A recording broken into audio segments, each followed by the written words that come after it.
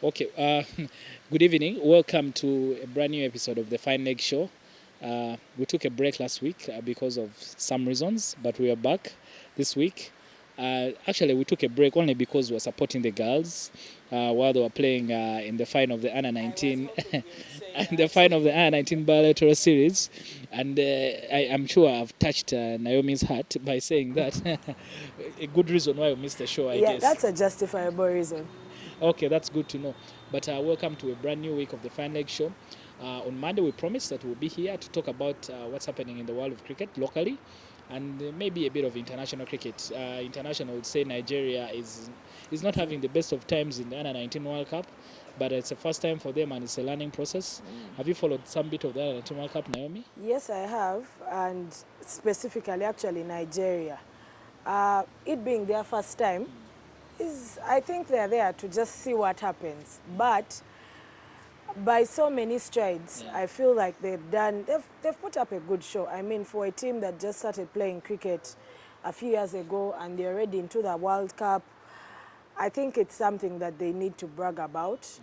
But the performances, well, they are playing at World Cup. I'm sure now they understand what the World Cup is like. I know, we've been there, we know the feeling. I remember, I think, when we played England, that England team had Alistair Cook, Samit Patel, Tim Bresnan. They scored about 240, we scored 42 all outs. However, Nigeria has a few teams to console them. I was looking at that Japan score. Exactly. Japan against India. Yes, 40 yes. chest down in 5 overs. I mean, but, well, lessons for them to pick from there and to improve, to work harder at cricket, to improve their game. All right. Today, forgive my bad manners, I didn't introduce. I'm here with the winning assistant coach of the U19 girls, Naomi Kayondo. And she's back again due to popular demand. Apparently, last time we had so many hits because she was here. So we decided to leave out Davis and Adonia for today.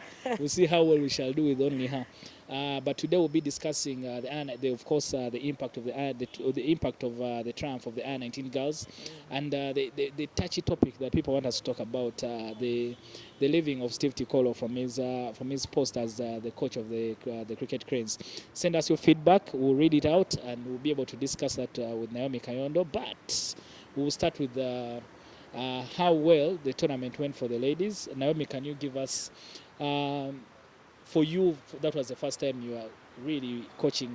I know you've had a stint as manager of the Under 23 girls when you went to Rwanda, but this was the first time you were really in the dugout, and some of the photos were showing you in those moments when you're under pressure. How was it being? You're still an active player, but how was it being this side of the fence? Firstly, Denis, I'm happy to be here. Thank you so much for inviting me to come and speak at the Fine Leg Show. I am hoping that our followers will actually be over 1,000. Anyway, about the Under-19 Girls Tournament, last time I was here, I promised you guys that we would win the series and would come back with a trophy. The trophy is somewhere just nearby, but we actually won the tournament, which is a good thing. And my experience was quite an interesting one, to be honest.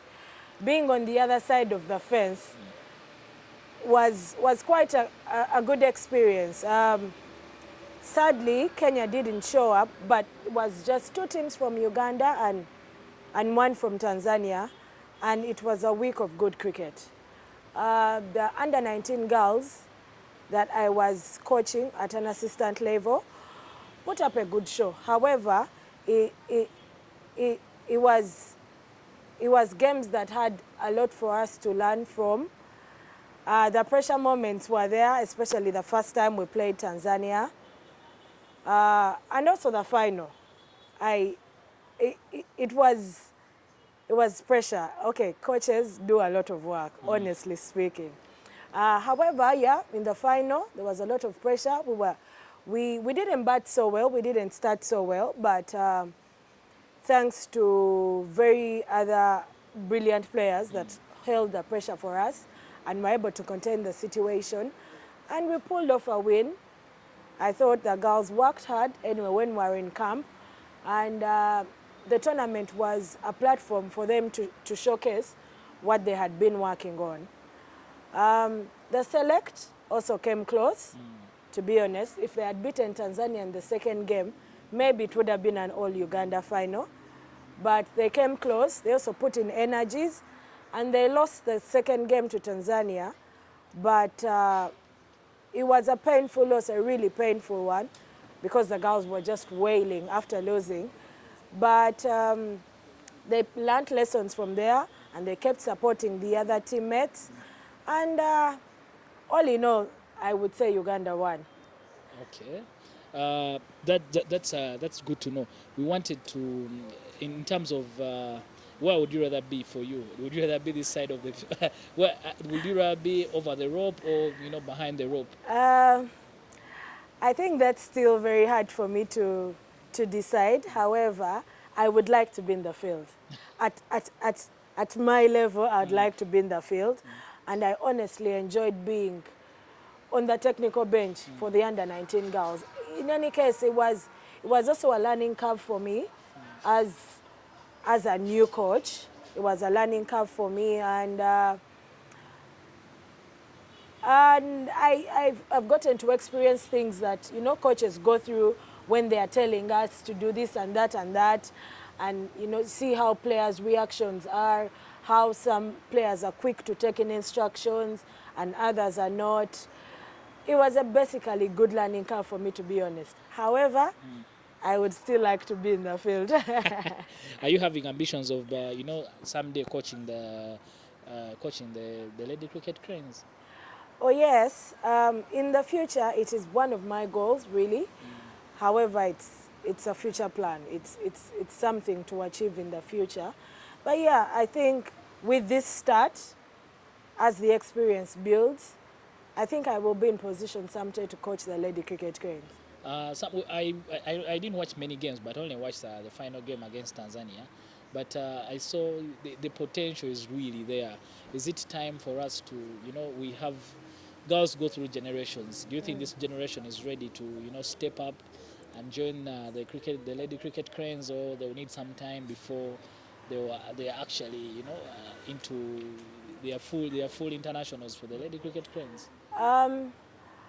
This generation is quite a brilliant one. I like the fact that they are still in that curvable age bracket. Some of them are now 19 or are turning 19. That means next year they won't be in that kind of team. However, fortunately, we have an under-23 side to move into. There are a few that are top-notch that could go straight to Lady Cricket Cranes team. However, because we're looking at more of development, it doesn't mean that if you can't match up to the Lady Cricket Cranes, that's it for you in cricket, We have the under-23 side that we're also working on and trying to beef and strengthen so that they can transit from under-19 to under-23, and from under-23, to be honest, they should be able to move to the Lady Cricket Cranes team. I also noticed that there were some really strong, mentally strong girls in the team. And for me, I thought that is one of the reasons why we were able to post 94 runs in the final. I mean, in the first 3 of us, we had 1 run for 2 wickets in 3 of us, which was really bad.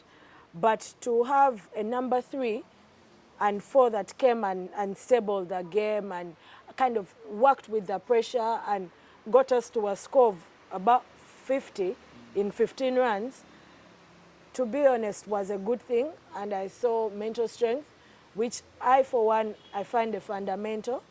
And I am hoping that, with more experience, one of the things that I really want to do is to build mental strength of players, the capacity, because I believe cricket is a big percentage mental. So I would also like to see that the younger breed of cricketers are mentally strong, so that once we go up to the level of Lady Cricket Cranes, we don't have any problems, we don't have any challenges. Yeah, that's a good thing. For those who have just joined the show, I see Ernest Akol. He says this is my favorite cricket show. Felix Musana is watching. Felix is He's the chairman of the Soroti Cricket Academy that has produced a lot of girls who are part of that team, the under 19 team. I think up to about 11 girls were part of that team out of the 22, if I'm not mistaken. 27. Out of the 27, most of the girls were from Soroti. Well done, Felix and team. If you're watching the show, please keep sharing the link. Today we are talking to the assistant coach of the Lady Cricket Cranes of the under 19 girls, but maybe some in future we'll use Lady Cricket Cranes. Naomi Kayondo. Send us your feedback. We'll be able to read it out and share. But we'll be talking about Steve Tikolo and his impact he had on our team, the Cricket Cranes, the men. The news coming in was that he decided not to renew his contract with us, and he moved on to. We don't know where he moved on to anyway, but we don't want to speculate. But we know he chose to move on and be closer to his family in Kenya. Naomi, still, people are wondering what is the future like for these girls who took part in the under-19. What happens after now? Is it one tournament now and then we'll have to wait another, I don't know, a year or many more months before they could play again? What's the plan, basically? For the under-19 girls, so next year, early next year, January, there's a qualifier for the World Cup. The ICC finalized and concluded that the under-19 girls would have a World Cup. So this is the start of the journey to the World Cup. We are branding it the start of the journey. So in January next year, under-19 girls will go for a qualifier for the World Cup. And with the level of cricket that was displayed last week, I believe that they are good enough. But we're going to keep having bilateral series. We'll be going to, the association is organizing that we go to Tanzania later this year, like a return of what Tanzania did. And hopefully there'll be more countries to join us in Tanzania to play. However, for the under-19 girls, we are working on a plan for the year because we want to go to the World Cup. Those that are 19, unfortunately, will not make our side for next year. But out of 27 players, we still have a lot of talent to pick from. There are even those that didn't make it to the two teams. So from girls Cricket Week and all the schools that are playing cricket in Uganda, there's so much talent in there that we can tap into to build a team, in addition to the ones that were in camp, to build a team that should be able to represent us in the qualifier. And we are being optimistic that we'll be able to move to the World Cup. Okay. So I am sure something like this, watching the Ugandan under-19 girls team playing in the World Cup, I think it is a dream that will come true. Yeah, I believe so. From the talent that I saw, the Tanzania has always been close to us, and their girls were not that bad. But I felt we had an edge in terms of skill. Our girls seemed better grilled. The girls from Soroti were bowling some very good pace, lines, and there was a left-arm bowler still, I think, from Soroti as well. Akiteng. Yeah, so I saw something in there to work with, and I hope. Most times I only get disappointed with girls cricket because I think the lifespan, the girls don't have a lot of longevity. They don't play the game for a very long time. I think besides you and a few others, most of them, were so good, but, they stopped somewhere because of other reasons. So I hope we need to give these girls something to play for. Either, why should I play cricket for a very long time? Maybe why should I delay moving in with my boyfriend and things like those. If those incentives are not there from the association, then it will be a thing of like, maybe we go to Kampala and then we come back to Soroti, we come back to Jinja, and that's it. So I really hope there's a plan for them to allow them to play cricket for at least some time, even a much longer time after university. Imagine if they qualify for the 19 World Cup and then most of them go back to either books or something. Then they never transition into the main Lady Cricket Cranes team. Then all that experience will be lost. When the countries that we'll be playing against, for them those are the things have retained their players and their talent. If you see the likes of Sarah Taylor, they retired 30, but when they've had a career for over 10 or 15 years, and in that time they were so productive. So I really hope there's a plan to allow these girls to show what they can do and be the best. I mean, girls like Esther Eruko, who was the player of the series, Yes. she has shown already that she's ready to compete at a very high level. So I hope that you guys who are on the technical committee and everyone who's involved in Leslie cricket has a plan to make sure that the girls play for a longer time. Because if I look at the activities this year, there's not a lot of stuff for girls compared to what is there for the men. I think the tournament last week was a start. I think that the fact that we even won it is a plus and is grounds for us to lobby for more of that, because I feel like actually the tournament that we have been told about later this year, maybe we should even have one halfway this year, somewhere in June, July, because then, like you said, it keeps the girls motivated. You have something to play for, minus the league, the National League and the T20 tournament. You honestly need to do something for those age group teams to keep playing. I mean, yes, they have school, and I, for one, I am for do your books. However, since you're talented this way, we could also use that talent. We could use that talent. But about longevity, choices have to be made. Choices have to be made. But I believe with like the under 23, there's hope. Because the challenge is when you're over 19 and you don't make it to the Lady Cricket Cranes, then what's there for you in cricket? So I believe the under 23 side is a good thing, and it will keep our talent retained, because they have a team to play for. They have a national side to compete, to compete to play in. But about the other tournaments, I am hoping that, we have a plan to lobby for more tournaments for the under 19 girls.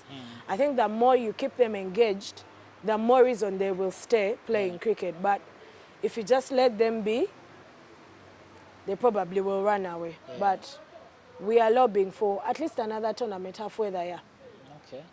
Okay, that's good stuff.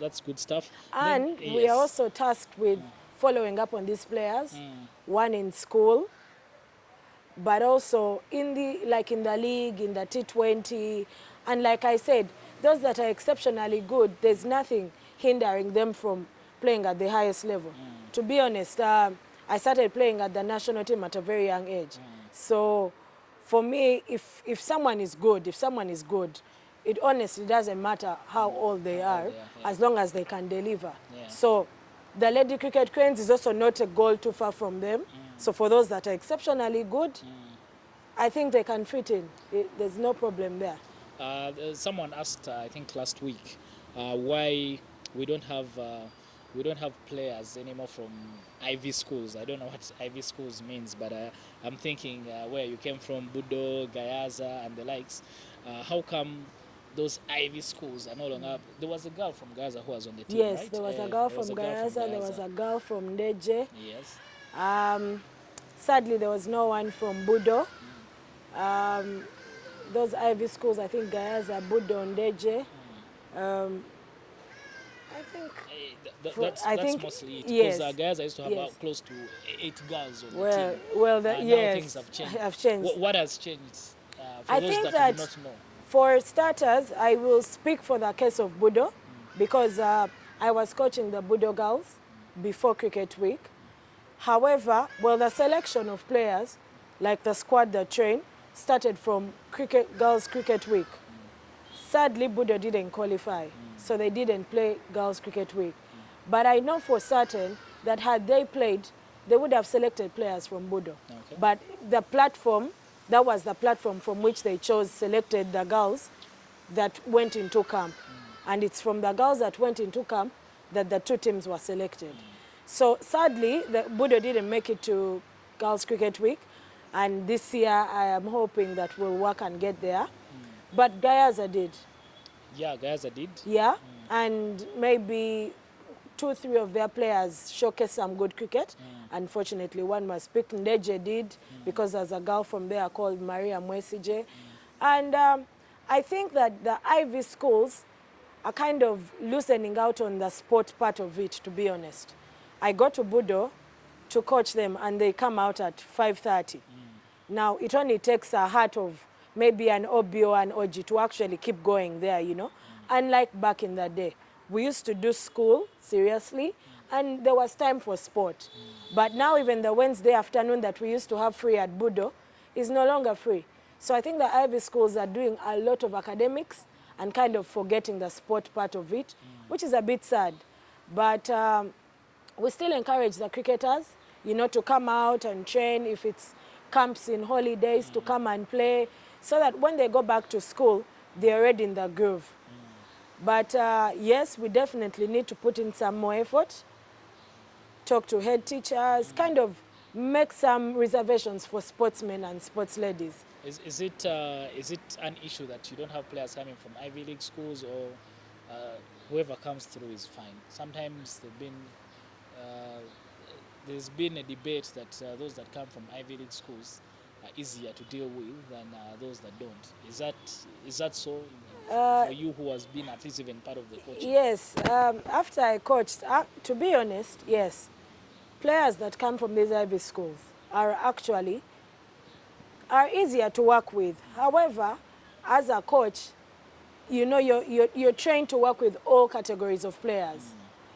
What makes it easier I think that to work with them? What makes it easier to work with them is what I picked out. One of the things was mental capacity, because things like taking instructions, concentration span is longer.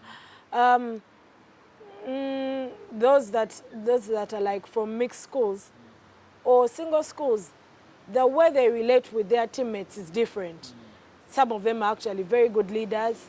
You know, some of them are more confident than others, but you are trained to deal with all categories of players. Yeah, so it shouldn't be such a problem. But you easily notice players that take instructions faster and better, that have a longer concentration span. But it doesn't mean that the others are left out. So yeah, the task is on the coach to strike a balance. Like, you need to deal with all types of people and players. Okay, interesting, but good remarks, and you make good points.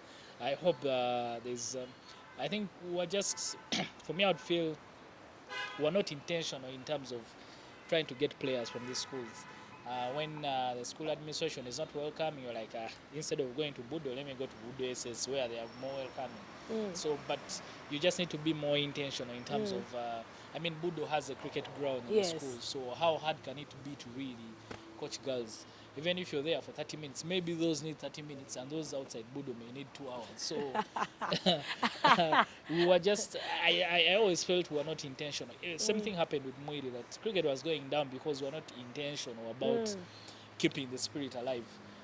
When we went there, I think last year when we were a bit more intentional, we realized that kids were like, you know what, the football coach is always here. There's no one for cricket. So, you know, everyone goes off to football. And in football, they'll keep going out. You know, things kids like, every getting out of school. They are going over where to play this, that. So somehow they got attracted to that. To soccer and left cricket. Exactly, and they left cricket. So because we also took things for granted, like, no, cricket is our thing. Kids will play. But kids had somehow moved on. And the football guys now were more intentional in terms of promoting their game, unlike cricket. So I feel most times we're not intentional about the things that we want to do and things that will help us succeed. If you feel that the Ivy League players are the ones that will help you succeed, then be intentional about it. Don't take it for granted that if the headmaster calls us, we shall go. If they don't, it's okay. I think to add on to that, it's a call out to most of these cricketers that were in these schools. Ndeje, I will start with the captain of the Cricket Cranes and all his boys, I mean, from Brian Masaba to Alan Temakula to Shawe Rokewa. You guys need to go back and pick it up from there. I saw Marcos boys do it. I saw there was Innocent, there was Weiss, who I think went back.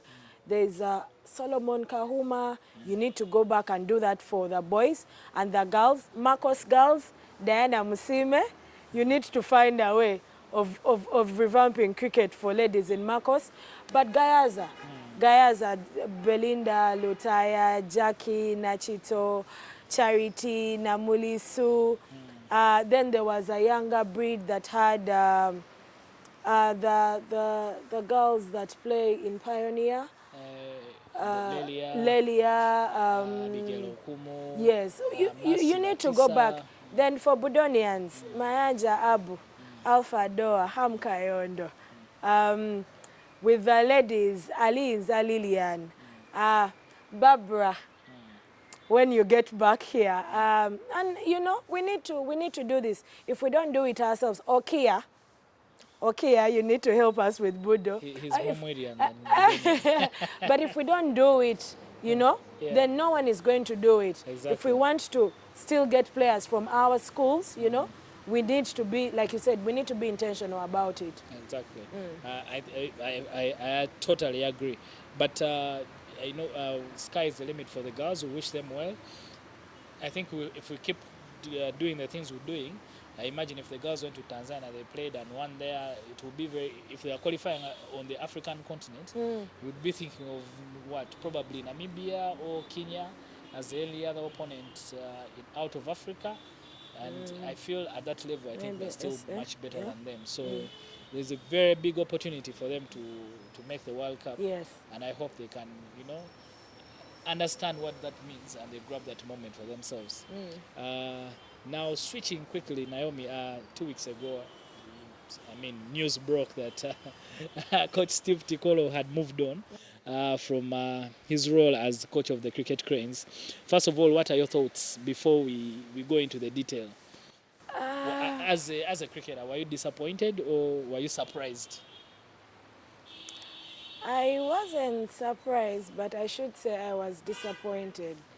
And my disappointment only comes from the fact that, I mean, he had worked with the boys, and that win in Oman, that super win, I wonder what the camp is like now, honestly, if you've been working with someone and you've gone through different patches of the game, and at that point where you have now achieved, you know, one of those things that you really wanted to, and then the coach kind of walks away from you, decides not to renew his contract. I was disappointed, but not surprised. Yeah. Why not surprised? Well, I don't know. I feel like coaches and people have targets. Yeah. If he was able to stay with the boys through the times when we lost early last year in May, when we lost, and then you know, he over his 3.5 years, some of the tournaments have gone south kabisa, but he's been able to stay with them, you know. He didn't back out of it. He stayed and worked, and I think that is the mark of, you know, a good coach. He stayed even when things were bad, even when we thought maybe he shouldn't be there any longer. He stayed, and since he stayed through all that, I thought he should have stayed longer to start to enjoy. I mean, that win was very good. He probably should have stayed longer to enjoy another win. To push the boys to get to that level where they win everything. And I think it would give him so much happiness and satisfaction. Overall, what would you say he was here with us for, 3.5 years? Do you think, did you see enough progress in the Cricket Cranes, or could he have done better? At some point, I felt like there was a bit of stagnation. But I think it comes with also having been around. I mean, 3.5 years is not time that most of the coaches who have been taken on in Uganda are given. Guys working like 1.5 or 2 years. But 3.5 years, I think there was a point of stagnation where I felt the Cricket Cranes were probably too used to him, or they just didn't understand him, but there was a state of stagnation. Thereafter, there was a South moment, and then like 3 South moments. Yeah, which northern one has been one. Then that northern one, which honestly speaking was so not like it was so good. Going unbeaten, winning unbeaten, I think is a very good thing. So, but for me, also lessons for me to learn, because there's that coaching line that I am taking, and Tikolo, when he was here, he was also a very good person in terms of he wasn't limited to coaching the cricket cranes. He would chip in even for the lady cricket cranes. Even on a personal basis, you would see coach doing that. He would talk to you about a couple of things. So I thought all round, he was a very good person. He was a good, his presence was very good in Uganda cricket. And I am sad that he won't be here any longer. Unfortunately, when you're in that kind of job, it's a result. Is that an emotional decision or a logical one? Well, I think because, you know, they keep saying in sport, I don't know whether you're a player or a coach, you kind of bow out of it at your high moments. Yeah. Like even when international players are retiring, except for my former role model, MS Dhoni. But, you know, guys retire at that point when they're like at their highest, you know, so that you don't leave when guys don't remember what you did. I mean, after you do all those great things, I know. So maybe he felt with Uganda cricket, having won unbeaten in Oman, was probably that opportunity that he had to say, okay, guys, I'm out. And to be honest, it's one of the things that we'll remember about him. We're like, what? A coach got us to that point where we were unbeaten and we won that Group B challenge in Oman. I personally, I felt maybe I'm closer to the politics, so I know what happens. There was a lot of pressure on him to do well because, of course, in a personal capacity, I felt that Steve did two things. He played it safe. He was in a very difficult job. There were a lot of demands from the board to do well, to succeed. And I think it was 2 years ago when it was mentioned that over 3 billion shillings are spent on the national team to prepare them and for their trips and what. So everyone was asking, but why do you spend 3 billion shillings? And when there are no results. Yeah, the results are very few. So he was always under pressure from the board too. And I think it came from the fact that I think our board before we left the board, were the ones who hired him. So he took up the job. The longest time of the job, he was with the board that didn't hire him. So there was a lot of, I mean, the person who gave you the job is no longer around. So you kind of have this new boss who's always wondering, like, what is happening? What is happening? Why should we keep spending money there? So there was a lot of pressure from the board for him to do well. And of course, I mean, the board politics is board politics, but they chose to stick with him. But ultimately, I felt maybe even him as an individual, he had enough. You know, when you go to your workplace, and it's no more anywhere, it's not just in cricket.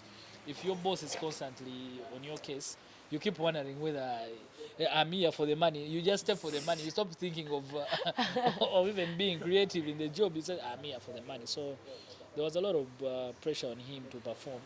And ultimately, I felt maybe that is one of the reasons he chose not to stay and try and move on elsewhere. But then again, also for me, in a technical capacity, I felt he played it too safe with the team. In 2017, when we lost, I think, of course, at home, it wasn't very good. He kind of chose to play it safe and mostly trust his senior players. He didn't try too much to bring in many youngsters into the side and what. So he played it safe. Basically, he tried to get the best out of people he thought could deliver for him. And I think, apart from Katunji, when they played here in Kampala, they were not given so many chances. He would rather, stay with Franco, who is sure he will do what he can, what he needs and what he wanted. So I felt he played it a bit safe. For a very long time, they didn't have a wicket keeper.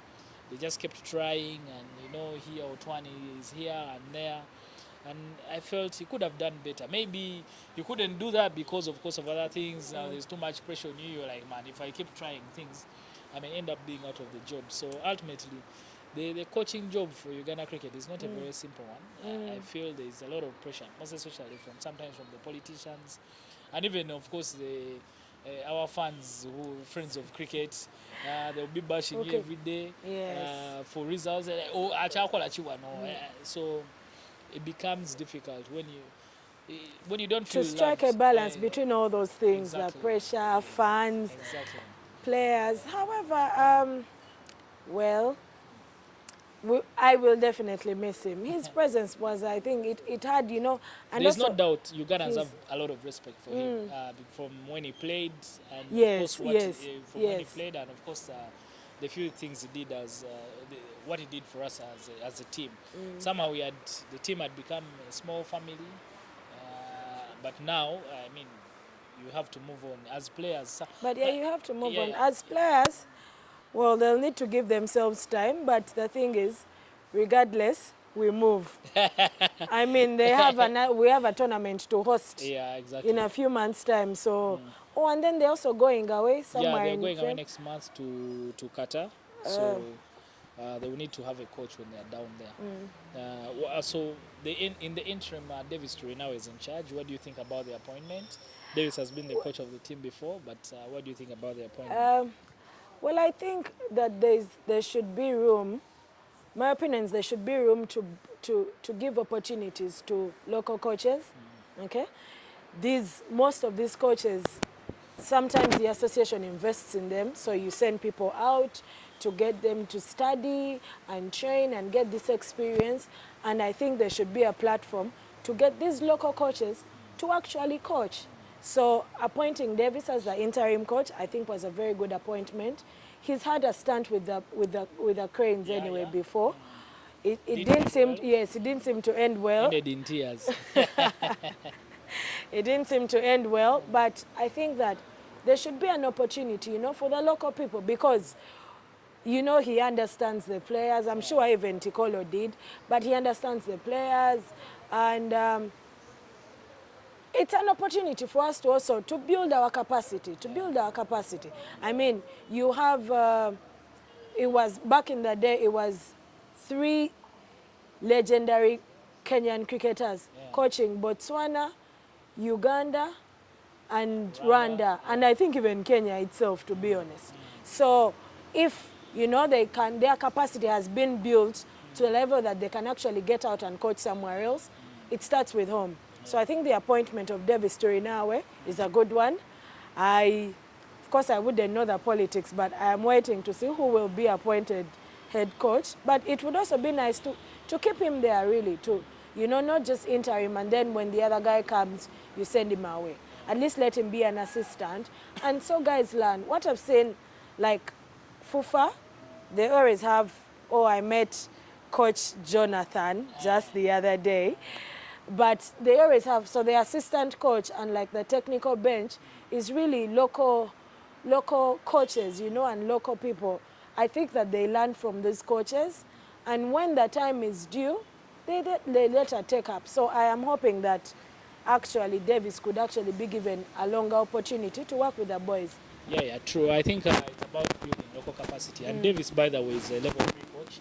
I think he can coach in, he can even coach in the county cricket. Yes. That is a qualification that is needed.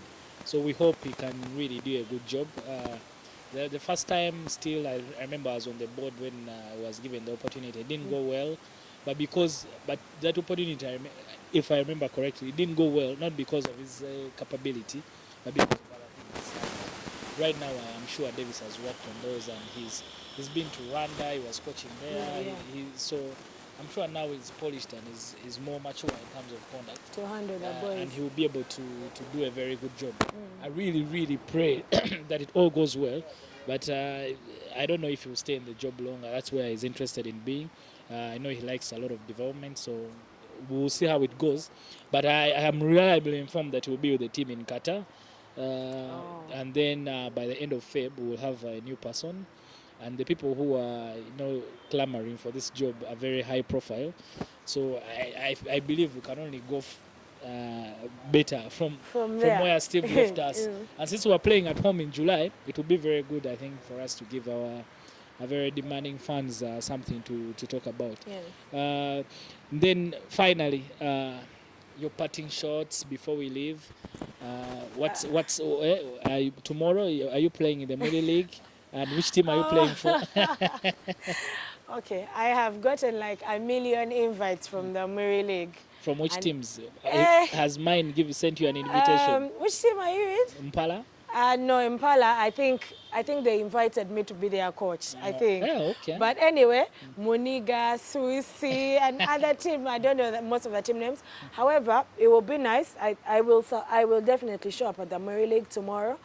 But my parting shot is, I would like to thank the association, honestly speaking, for the opportunity that I was given. Yes. There's a lady in there, Franklin Najumba, who did a great job with pushing and ensuring that that happened.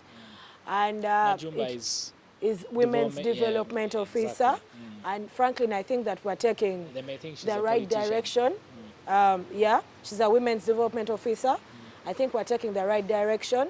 And the opportunity, I learned a lot. I mean, that coaching time, I learned a lot. Working with teams, working with players from different schools and, you know, different capacities and capabilities. And I'm really glad that we won the Bilateral Series. And it was definitely a good experience. I would also like to thank everyone that came down to watch the girls. I was shocked about the numbers that I saw there. You know, I couldn't say hello to everyone, but your presence really made us feel like, okay, women's cricket in Uganda is a big thing. So yeah, when we call you out for anything women's cricket, please come, please come. And yeah, the tournament went well, and we're looking at more coaching activity. I'm looking at more coaching activity for myself, okay? And yes, Jasmine has complained you have abandoned the whole holiday. Next week we have no Little Stamps. We have Little Stamps Academy, the holiday camp for January before kids go back to school. It's in the morning. It will be 10 to 1 p.m. We're looking at Lugogo, to be honest, but if anything changes, then I'll communicate. However, I have missed Jasmine. Whoa. She has definitely missed it. And yeah, it's really nice having come back here and yeah, having a chat on the fine leg show. All right, thank you, Naomi. You've had those who have kids who would like to learn cricket. Naomi is a very, very good coach. Jasmine has improved her cover drive. When Daddy was coaching, she used to play across the line, but her cover drive is much better this time. She knows how to sweep now. and she also knows how to sweep. So I encourage you to bring don't let the kids stay at home to watch TV. Let them go out and have fun. It's not just cricket. I saw them doing other things that are very interactive. So you can bring them and they learn cricket every day from 10 to 1 p.m. in Nogogo. Naomi conducts the sessions herself, and your kids are safe. And she also enjoys the juice, by the way. This week, that's it from us. I've been having a discussion with Naomi. We spoke about the U19 girls, and of course, Coach Steve leaving the Cricket Cranes role. You can keep the comments coming on our Kawowo Sports page. We'll share them and we'll send you feedback if you need to know anything. Stay tuned next week. We'll have another guest. We'll probably have the interim coach of the Cricket Cranes, Davis Turinao, here with us. He'll be talking to us before the team goes away to Qatar. And I hope you can be able to watch the show. Naomi, we hope you can come back again. Our followers like you. So we hope you can keep coming whenever we invite you to be here with us. That's it from me, and good evening.